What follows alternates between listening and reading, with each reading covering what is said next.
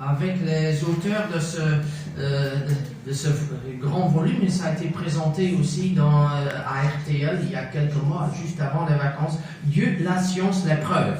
Voilà un sujet intéressant. Et demain, nous allons avoir une discussion lors de l'étude biblique avec un extrait de cette vidéo. On va avoir une quinzaine de minutes et à partir de ce message d'aujourd'hui et de ce film, nous aurons un temps de réaction, de discussion ensemble. Voilà, ça va édifier notre foi. Donc voilà, bien-aimés frères et sœurs, voilà, je vous invite à prendre maintenant dans vos Bibles, tout d'abord en Genèse, le premier chapitre. Et en effet, nous allons prolonger notre message d'il y a 2 semaines. Donc c'est la deuxième partie de ce message que j'avais entamé il y a 15 jours. Et nous prenons maintenant la lecture du 3e jour de la création, donc Genèse 1, à partir du verset 9. Dieu dit que les eaux qui sont en dessous du ciel s'amassent en un seul endroit, et que la partie sèche apparaisse. Il en fut ainsi. Dieu appela terre la partie sèche, et il appela mer la masse des eaux. Dieu vit que cela était bon. Puis Dieu dit que la terre se couvre de verdure, d'herbes porteuses de semences, d'arbres fruitiers donnant sur la terre des fruits selon leur espèce et ayant en eux leurs semences. Il en fut ainsi. La terre produisit de la verdure, de l'herbe porteuse, de semences selon son espèce et des arbres donnant du fruit et ayant en eux leurs semences selon leur espèce. Dieu vit que cela était bon. Il y eut un soir, il y eut un matin, ce fut un 3e jour. Et puis dans l'Évangile, selon Jean, eh bien nous prenons cette introduction, chapitre 1er, Jean 1, et nous lisons les versets 2 à 4, qui retiennent plus notre attention. On l'a lu aussi la semaine dernière avec quelques versets en plus. Elle, la parole, était au commencement avec Dieu. Tout a été fait par elle, donc par la parole de Dieu. Et rien de ce qui a été fait n'a été fait sans elle. En elle, la parole, qui est Jésus, était la vie. Et la vie était la lumière des hommes. Bien-aimés frères et sœurs, bien-aimés vous qui nous suivez aussi sur YouTube. Voilà, nous avons abordé le sujet du commencement. Au commencement était la parole du verset 1er que nous n'avons pas lu ce matin. Nous en avons parlé la semaine dernière. Et pour les naturalistes convaincus que l'univers existait depuis l'infini des temps, la découverte par la science du commencement était un tsunami qui a tout à fait renversé leur conception, car ils croyaient en l'éternité de la matière. Et quand il y a un commencement, eh bien la matière n'est pas éternelle. Mais quand elle n'est pas éternelle, alors il y a eu une cause. Et là, nous avons mentionné une grande thèse en philosophie à Cambridge, défendue par William Lane Craig, qui établit ce syllogisme. Donc, il y a 2 prémices et puis une conclusion. Tout d'abord, première prémisse, tout ce qui a commencé à exister possède une cause. C'est la loi de cause à effet. S'il y a un œuf, il y a un poule qui l'a pondu. Deuxièmement, l'univers a commencé à exister. Théologiens et scientifiques sont d'accord là-dessus aujourd'hui. Alors, si ces 2 prémices sont vraies, alors la conclusion, c'est que l'univers a une cause. Alors, cette cause ne peut pas être matérielle, car il n'y avait pas de matière avant, donc la cause ne peut pas être matérielle. Quand il n'y avait pas de matière, il n'y avait pas de temps, il n'y avait pas d'espace non plus. Donc la cause ne peut pas être limitée par l'espace et le temps. La cause était aussi tellement puissante pour faire surgir cette explosion initiale, donc est infiniment puissante. Toutes des caractéristiques qui nous émerveillent comme chrétiens, mais ça correspond à l'image de Dieu que révèle la Bible. Ainsi, il est devenu raisonnable d'affirmer qu'il y a un Dieu, et d'autres vont parler d'une intelligence. Tandis que les matérialistes avancent des théories très compliquées, dont bien souvent des éléments sont invérifiables. Vu la complexité de toute cette théorie scientifique, nous avons affirmé qu'il faut beaucoup plus de foi pour croire qu'il n'y a pas de Dieu, qu'il faut de foi pour croire qu'il y a un Dieu.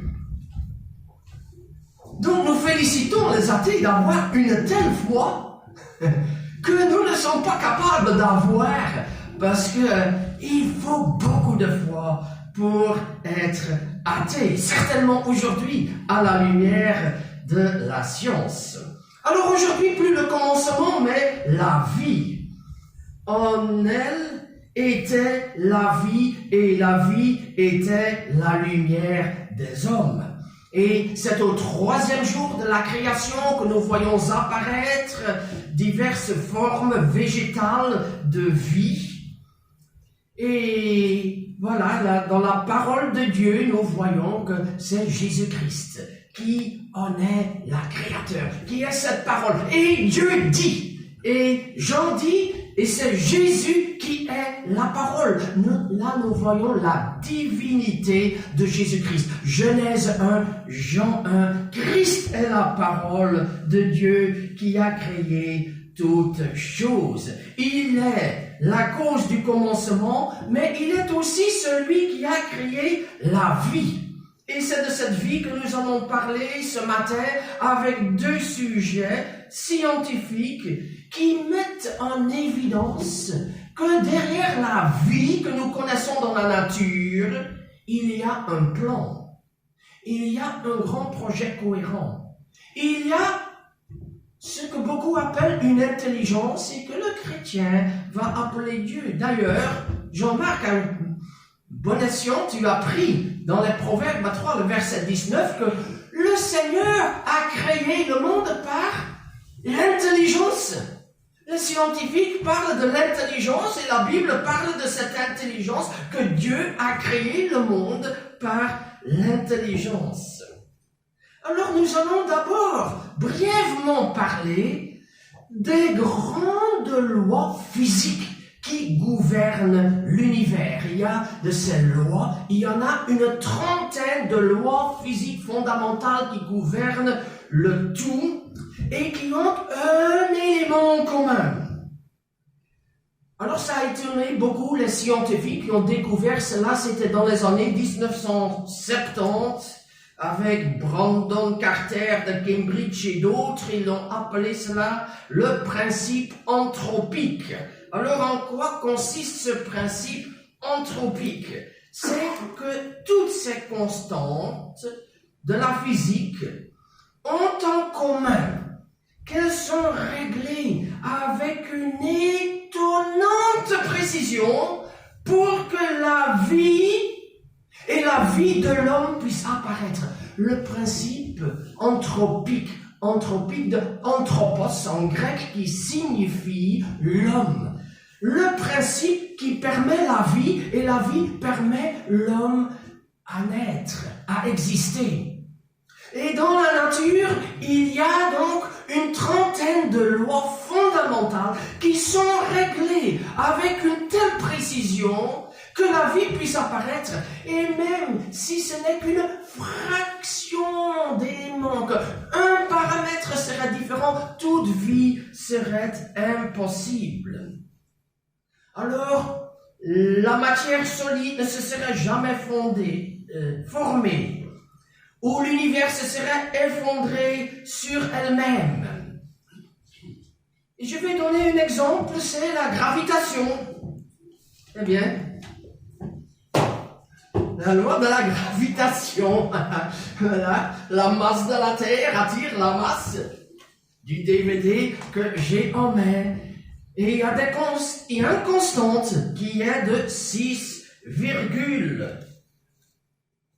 ah, je dois chercher le chiffre que je ne connais pas par cœur. Il y a là dans les notes. 6,6743,0. Eh bien, si ce dernier chiffre 0 n'est différent que d'une seule unité, eh bien, la loi de la gravité ferait que toute vie serait impossible. Il y a là un réglage ultra précis, pas seulement sur la Terre, mais dans l'univers entier, pas seulement aujourd'hui, mais depuis le début des temps, qui fait là qu'il y a un paramètre scientifique, physique, qui fait que la vie peut exister, a pu se développer. Et il y a d'autres paramètres.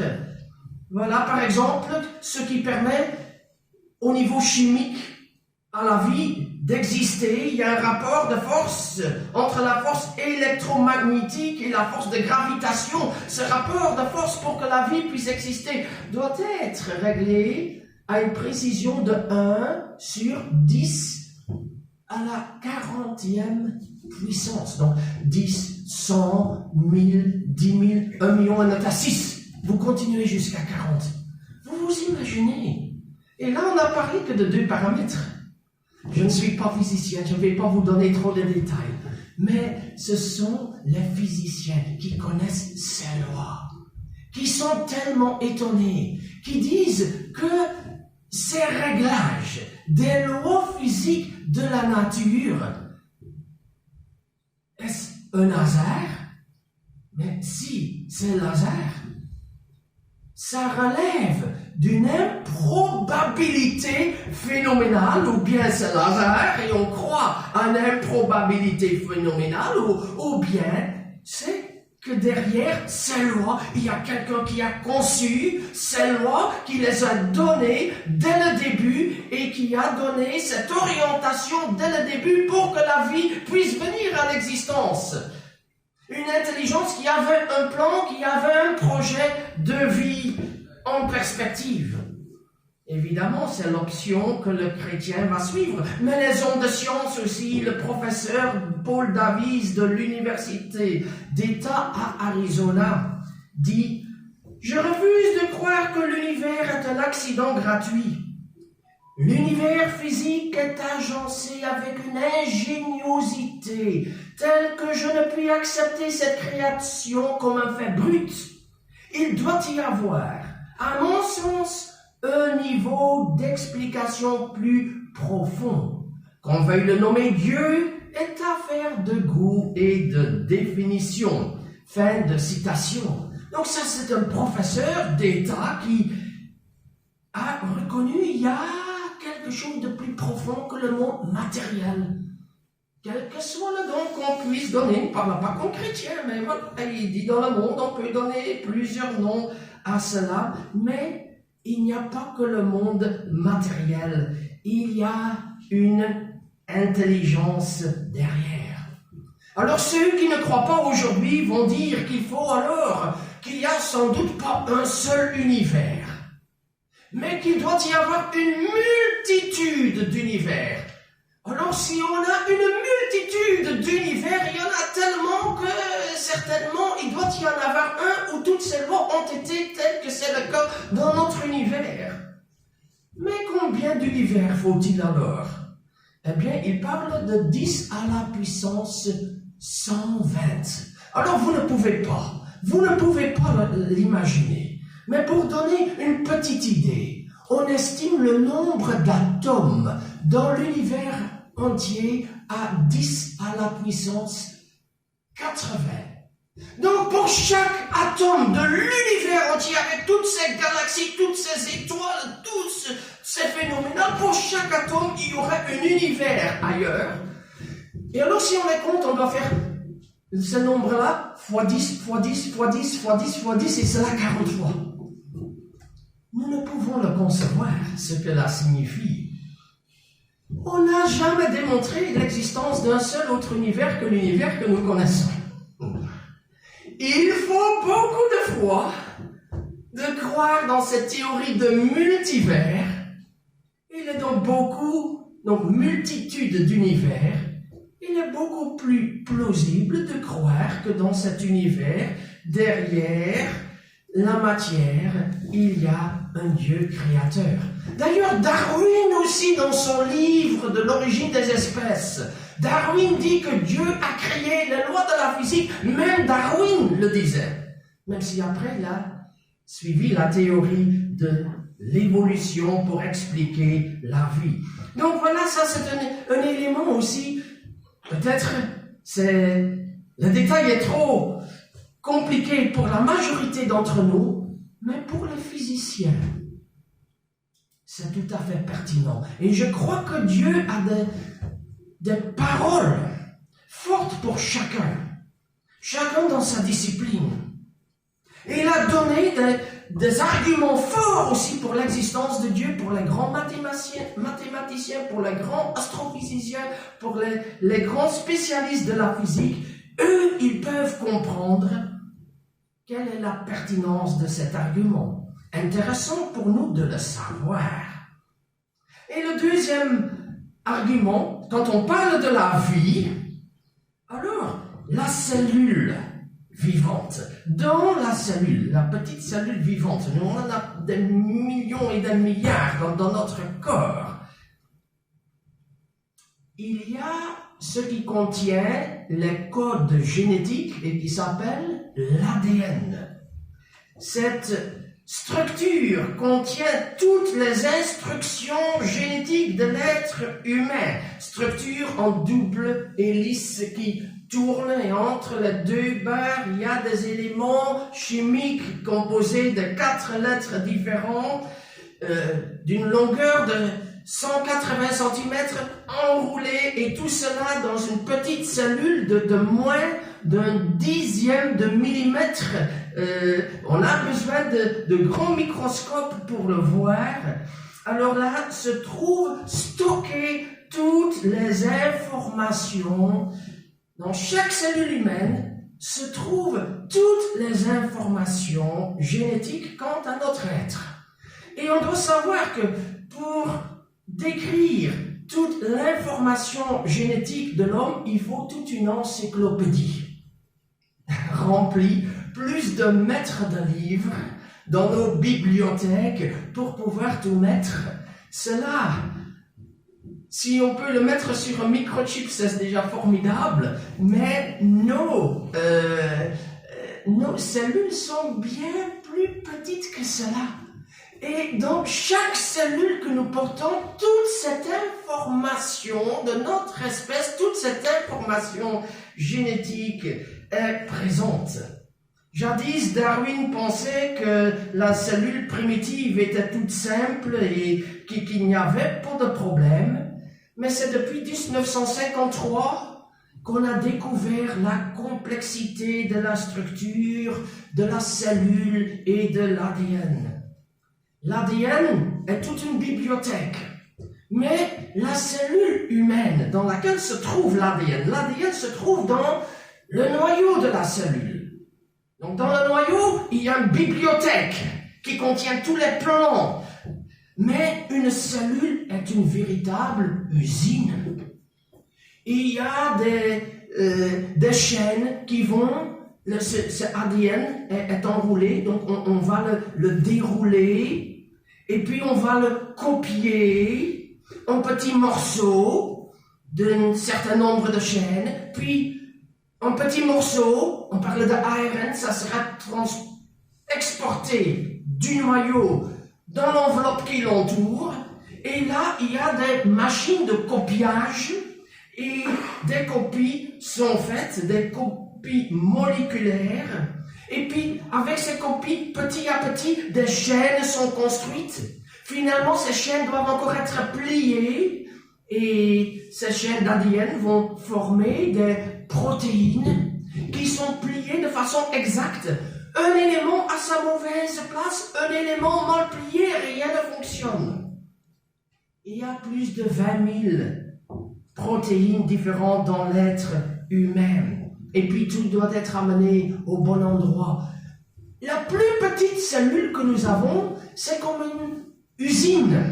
Pensez une usine de voitures où il y a des chaînes d'assemblage, où il y a des machines qui copient, des machines qui produisent, des machines pour fonctionner. Et c'est un vaste ensemble. Est-ce qu'une telle structure, la cellule vivante la plus petite, est-ce que ça peut être le fruit de Lazare? Rien que la cellule, même sans parler de l'ADN, même la structure de la cellule, fruit de Lazare, eh bien, elle est tellement compliquée qu'il faut quelqu'un qui l'ait conçue. Donc, qu'il y a une intelligence. Et puis, revenons à l'ADN, qui contient toutes les informations génétiques, qui contient les codes de la vie. Mais qui dit code, dit qu'il y a eu un programmateur. Dans nos ordinateurs, eh bien, il y a des logiciels, et les logiciels ne sont pas tombés du ciel, mais ont été programmés par des programmateurs qui ont établi des programmes qui s'exécutent quand notre ordinateur tourne. Qui dit code, dit information, dit quelqu'un qui a donné les informations. Et ça, c'est le cas avec l'ADN. Il y a tellement des millions et des millions d'informations. Alors, est-ce le fruit de Lazare? Ou est-ce une intelligence qui est derrière? Quand je vais me promener en montagne, le long d'une rivière, et je vois là au bord de la rivière des cailloux, et c'est marqué « Bonnes vacances, Émile ». Ah, chouette. Qui a mis ces cailloux-là? Alors il y a deux possibilités. Soit c'est quelqu'un qui me connaît, qui a voulu me faire une surprise, qui a mis les cailloux en place. « Bonnes vacances, Émile ». Et je vais me poser la question, c'est quelle personne dans ma famille, dans mes connaissances qui a pu les mettre? Soit je vais dire, eh bien, c'est la rivière. C'est l'eau qui l'a amené, et par un concours de circonstances, eh bien, l'eau a déposé les pierres pour former la phrase « Bonnes vacances, Émile ». Seulement, vous comprenez bien que la probabilité que cette phrase soit écrite « Bonnes vacances, Émile » soit bien plus probablement écrite par quelqu'un qui me connaît, qui m'a précédé, qui m'a fait une surprise, que par l'eau de la rivière qui, de façon aléatoire, amenant des pierres, aurait pu former cette phrase. Eh bien, c'est un peu le cas avec l'ADN aussi. C'est tellement complexe. Est-ce que c'est le fruit de Lazare ou est-ce vraiment une intelligence qui est derrière? D'ailleurs, les scientifiques, aujourd'hui, ils excluent le hasard. La sélection naturelle aussi, eh bien, agit toujours dans le cadre de formes de vie déjà existantes. Il y a des formes qui sont disparues dans certaines circonstances, qui se sont adaptées à certaines circonstances, mais quand on parle de la première cellule vivante dont toute vie a commencé, il n'y avait pas de vie avant. Comment cette première cellule vivante a commencé à exister? La toute première cellule de la vie, d'où vient-elle? Cette information qui était là tout au début. Eh bien, il ne pouvait pas y avoir de sélection naturelle car il n'y avait rien avant, donc pas de réponse satisfaisante non plus. Alors d'autres ont parlé d'auto-organisation sur base de capacités chimiques entre les différents éléments d'ADN qui se seraient attirés. Et là, il y a un professeur américain, Dean Kenyon, qui a écrit un livre en 1969 pour expliquer l'origine de la vie en disant qu'il y aurait eu des attractions chimiques. Seulement dans ses cours, un élève a posé des questions, mais professeur, il y a ceci, il y a cela, et il a commencé à réfléchir, à faire des recherches. Et plusieurs années plus tard, il a révoqué ce qu'il avait écrit dans son livre, en disant non. Cela ne tient pas à la vue de ce que nous savons maintenant. Jadis, je l'ai écrit dans le cadre des connaissances que j'avais, mais la science a progressé. Aujourd'hui, je ne peux plus tenir ce que j'ai écrit il y a 10 ou 20 ans auparavant. Il en est tout à fait revenu et il apparaît aussi dans ce DVD que j'ai ici. Donc, il en parle et il a eu cette humilité de reconnaître, voilà, que voilà, sur ce point-là, il s'est trompé et il dit la génétique moléculaire est aussi le domaine où nous trouvons le plus de signes évidents de la conception intelligente de la Terre. Et là aussi, il va dire, voilà, il y a une intelligence. Comme la Bible le dit, Dieu a créé ce monde avec intelligence. Et quand nous voyons les structures d'ADN, peut-être vous n'en comprenez pas grand-chose. On n'est pas tous biologistes ici. Mais nous pouvons juste savoir qu'il y a des codes très compliqués. Alors tout cela, est-ce le fruit de Lazare? Ou est-ce vraiment un Dieu créateur qui est derrière? Un grand athée, c'est un Britannique, Anthony Flew, a mené des grands débats de discussion pour défendre la position athée par rapport aux croyants. Il y a eu des débats, entre autres avec William Craig, il y a des années, il y en a eu d'autres. Un grand homme, et lui aussi s'est rendu à l'évidence à partir de l'ADN. J'ai vu un DVD de lui sur YouTube où il dit qu'il a changé de position pour dire qu'il y a une intelligence. Il ne parle pas de Dieu, mais quand on dit intelligence, il y a donc une cause non matérielle. Et là, le chrétien viendra dire, mais alors intelligence pousse plus loin. Intelligence, si c'est pas matière, pousse plus loin. Ça veut dire quoi, intelligence? Qu'est-ce qu'il y a derrière? Pousse plus loin. Voilà. Je ne sais pas s'il a fait ce chemin-là, donc, mais j'ai vu ce DVD qu'il y a des grands hommes de science, des grands hommes de foi, et qu'on voit ces codes dans l'ADN, et qui dit code dit information, qui dit information informateur, qu'il doit donc y avoir une intelligence qui est derrière. Et ainsi, bien-aimés, nous voyons que dans la vie, les constantes, dans la physique, dans la nature, comme dans l'infiniment petit de l'ADN, eh bien, il y a des indications claires qu'il y a un génie, voilà, une intelligence derrière qui avait un plan, un projet en tête depuis avant le commencement. Il avait ce projet car ces lois existent depuis le premier élément. Ces lois physiques sont venues à l'existence. Donc, cette intelligence avait ce projet depuis le début. Et évidemment, comme chrétiens, nous disons, voilà, cette intelligence s'appelle Dieu. Et nous voyons ici dans Jean que c'est Jésus-Christ, le Fils. C'est lui qui a créé toutes choses. Il nous a donné la vie. Il a un plan dans l'histoire de l'humanité, pour la création, mais aussi pour notre vie. Et combien de fois revient ce mot « vie » dans l'Évangile? Plus de 40 fois dans l'Évangile de Jean. Et il dit « Je suis venu afin que vous ayez la vie et que vous l'ayez en abondance ». Non seulement il était là au commencement, non seulement il a créé les lois de la vie, non seulement il nous a donné la vie, mais il veut que nous vivions pleinement, la tête haute, avec joie.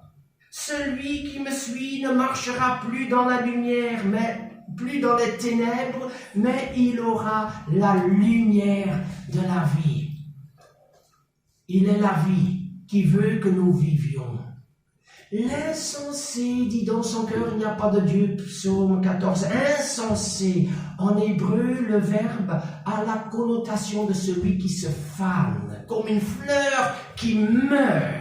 Celui qui ne croit pas, il dépérit, tandis que celui qui se tourne vers Christ, Il vit, et c'est ce que Jésus veut pour nous, que nous marchions la tête haute, que nous vivions avec joie, que nous vivions une vie de plénitude chaque jour, et pas seulement dans la prison, même au-delà des temps, même après notre décès.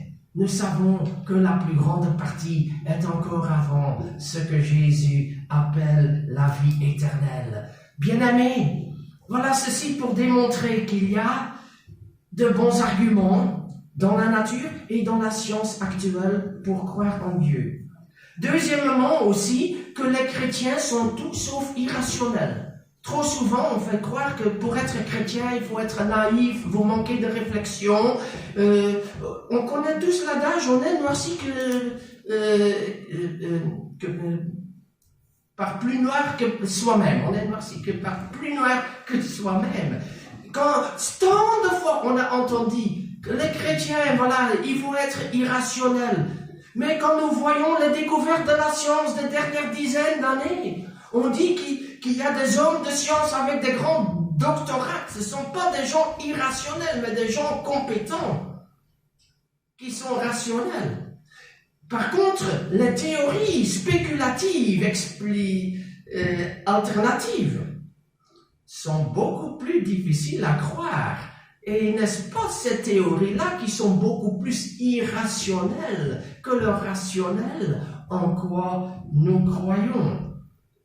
Ceci, mes frères, mes sœurs, pour dire que tu peux être témoin de Jésus sans honte, que tu peux être témoin avec conviction, que tu as les bons arguments de ton côté, que tu as un message solide, un message qui tient, que celui qui est la vérité est avec toi, et que tu peux avec assurance être témoin et savoir que celui en qui tu as cru est digne de confiance. Que le Seigneur nous bénisse dans notre témoignage et qui nous donne chaque jour de vivre cette vie dans toute sa plénitude. Amen. Amen.